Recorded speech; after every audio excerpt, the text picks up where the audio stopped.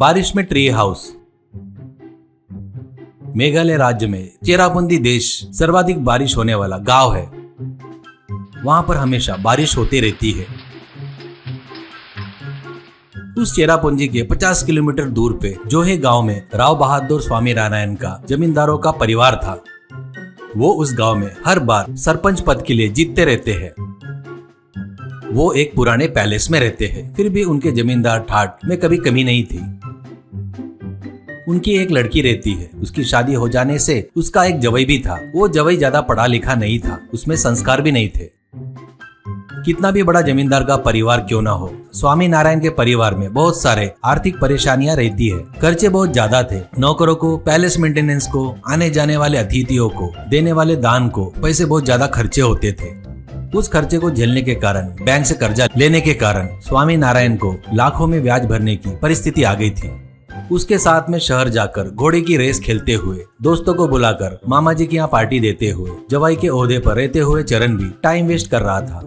एक दिन स्वामी नारायण की लड़की वसुंधरा पिताजी से, पिताजी, चरण को पार्टी में टाइम वेस्ट करना बहुत ज्यादा हो गया है। बगैर जिम्मेदारी से ऐसे ही रहे तो लोगों में इज्जत कहाँ रहेगी। तुम कैसे भी करके उसे कोई व्यापार लगाओ, तभी तो भी उसमें जरा सी जिम्मेदारी आएगी। वहीं पर खड़ी स्वामी नारायण की पत्नी सुजाता देवी, बच्ची सही कह रही है जी, पैलेस में खर्चा भी बहुत बढ़ गया है। ऐसे ही कुछ साल रहे तो किसी दिन अपने को अपने पैलेस को बेचना पड़ेगा। वो अपने वंश के लिए कितने अपमान की बात है। ऐसा कहती है स्वामी नारायण। तुम सही हो, पर चरण कब से एंजॉय करना, पार्टी करने का आदी हो गया है। सुधर कर व्यापार करेगा क्या? वसुंधरा, वो सब मैं देख लेती, मैं संभाल लूंगी। उनको कोई अनुभव नहीं है, लेकिन दिमाग कुछ कम नहीं है। आप उनसे बात तो करके देखिए। ऐसा कहती है। स्वामी नारायण बुलाने से चरण बड़े उत्साह से आ जाता है। सच में मामा जी, मुझे भी व्यापार करने की इच्छा है, पर कौन सा व्यापार किए तो अच्छा होगा करके सोच रहा हूँ, कहता है। वहीं पर खड़ी सुजाता देवी, अपने यहाँ भी चेरापूंजी के जितना बारिश होती है, इसलिए ऐसे बटन दबाए तो फट से खुलने वाली छतरी का व्यापार लगाए तो अच्छा रहेगा करके मेरा उद्देश्य है। ऐसा कहती है। वो आइडिया स्वामी नारायण के साथ साथ वसुंधरा और चरण को भी पसंद आता है। चरण, सुपर ग्रेट सासू माँ, बढ़िया आइडिया बताया आपने, ऐसा कहता है।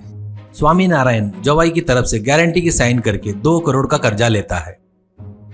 बॉम्बे में रेनबो करके बड़े छाते के संस्था को ऑर्डर देकर पहले कुछ 100 छाते मंगवाता है।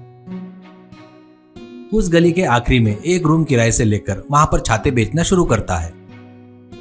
महीना हुआ, 2 महीने हुए, छाते बेचने का काम बहुत डल चल रहा था। कारण क्या है करके सोचे तो उस गांव में रहने वाले आधे से ज्यादा लोग सस्ते में छाते लेकर यूज कर रहे थे, धूप और बारिश में इस्तेमाल कर रहे थे। ऊपर से इन रेनबो छाते का रेट ज्यादा रहने से लोग दुकान में आकर देखकर बहुत अच्छे हैं और सुंदर छाते हैं, पर रेट ज्यादा है करके तारीफ करके जा रहे थे, पर खरीद नहीं रहे थे।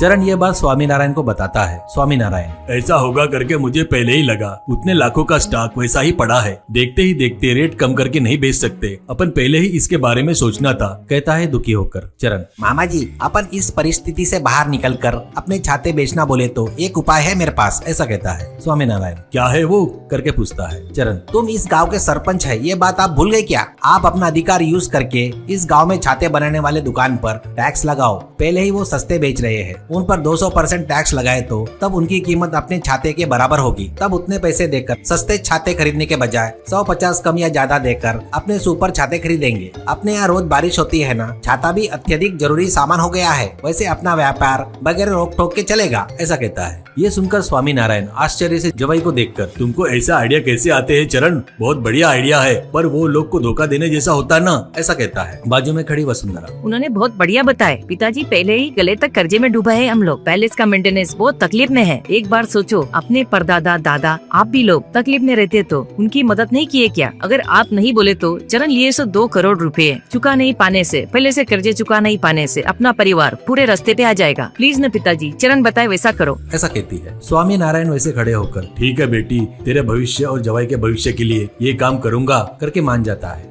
तब से लोग गांव में ही नहीं, आजू बाजू के गांव में भी छाते पर बड़े रेट को देखकर हैरान हो गए। कुछ दिनों तो बगैर खरीदे वैसे रहने के बाद भी तब तक खरीदे सो छाते खराब होने से नए छाते खरीदना ही पड़ा। उससे दुकान में ज्यादा टैक्स भरकर सस्ते छाते खरीदने से अच्छा है पैलेस में रखे ही खरीद सकते ना करके सब लोग बातें करके उस दुकान में आते हैं। पर वो छाते गरीब लोग नहीं खरीद पाने से बहुत परेशान हो रहे थे। इससे चरण को ज्यादा फायदा तो नहीं हुआ, पर नुकसान भी नहीं हुआ। पर वो फायदा 3 महीने बाद तेजी से कम होना शुरू हो गया। परिणाम देखकर चरण को आश्चर्य होता है, क्योंकि लोअर क्लास वाले कैसे भी नहीं खरीद रहे हैं, लेकिन मिडिल क्लास वाले क्यों कम खरीद लिए करके सिर पीट रहा था।